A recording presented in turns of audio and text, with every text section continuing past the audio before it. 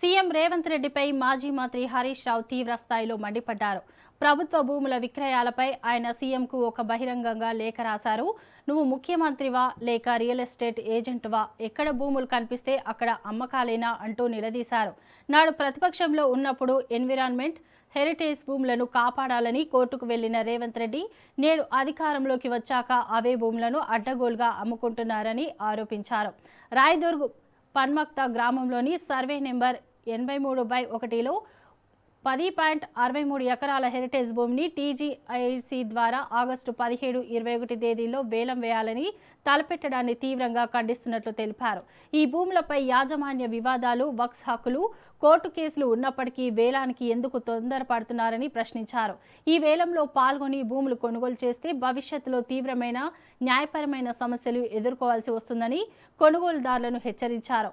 రాయదుర్గులో heritage భూముల అమ్మకపు కుట్రలను ప్రభుత్వం వెంటనే ఉపసంహరించుకోవాలని, లేదంటే చరిత్రహీనులుగా మిగిలిపోతారని హరీష్ రావు ఆ లేఖలో తీవ్ర స్థాయిలో హెచ్చరించారు.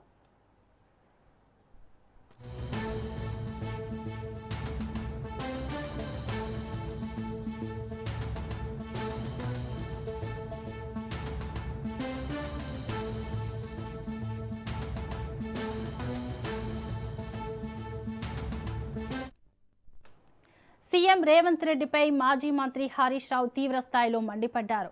ప్రభుత్వ భూముల విక్రయాలపై ఆయన సీఎంకు ఒక బహిరంగంగా లేఖ రాశారు.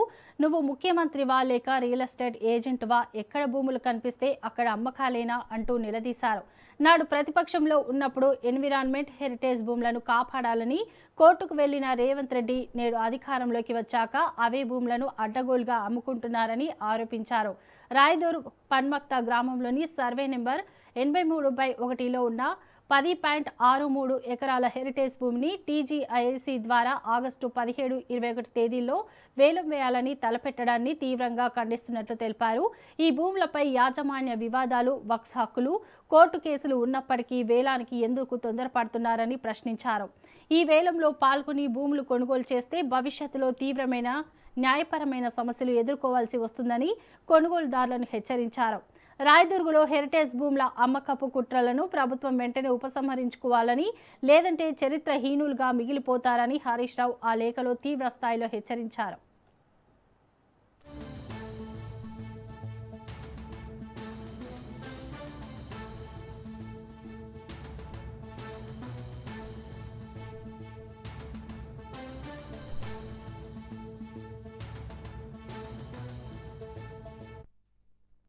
ఇక దీనిపై మరింత సమాచారం మా ప్రతినిధి సైదులు అందిస్తారు. సైదులు చెప్పండి.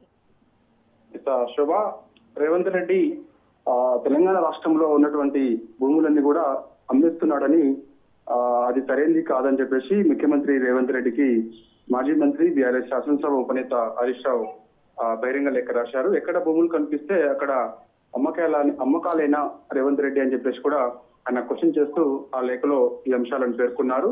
నాడు ఎన్విరాన్మెంట్ భూములు, నేడు హెరిటేజ్ భూముల, ఆనాడు ఎన్విరాన్మెంట్ భూములు అని చెప్పేసి మాట్లాడినటువంటి రేవంత్ రెడ్డి నేడు అవి ఎన్విరాన్మెంట్ భూములు కావు, హెరిటేజ్ భూములు అని కూడా వాటిని వేలం వేసే ప్రక్రియ మొదలు పెట్టాడు.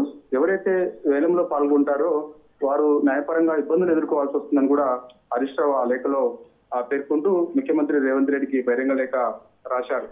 సో ఇక నాడు భూములు కాపాడాలని రేవంత్ రెడ్డి కోర్టుకు వెళ్లారు. నేడు అడవులుగా తెలంగాణ రాష్ట్రంలో ఎక్కడ భూములు ఉంటే అక్కడ అమ్మేస్తున్నాడని కూడా అందులో పేర్కొన్నారు. రాయదుర్గులో హెరిటేజ్ భూములు అమ్మే కుట్రలు వెంటనే రాష్ట్ర ప్రభుత్వం ఉపసంహరించుకోవాలని కూడా అందులో పేర్కొన్నారు. ఈ ఏలంపాటలో పాల్గొని భూములు కొనుగోలు చేస్తే న్యాయపరమైన సమస్యలు ఖచ్చితంగా వస్తాయని కూడా హరీష్ రావు హెచ్చరించారు. సీఎం ఇందులో కొన్ని అంశాలు కూడా ఆయన పేర్కొన్నారు. కంచగచ్చిబౌలి, లహెటర్ల, మౌలానా ఆజాద్ నేషనల్ ఉర్దూ యూనివర్సిటీ, అలాగే నేడు రాయదుర్గ్, ఇట్లా ఎక్కడ భూములు ఉంటే అక్కడ రేవంత్ రెడ్డి భూములను అమ్మకానికి పెట్టే ప్రయత్నం చేస్తున్నాడని ఉన్నారు.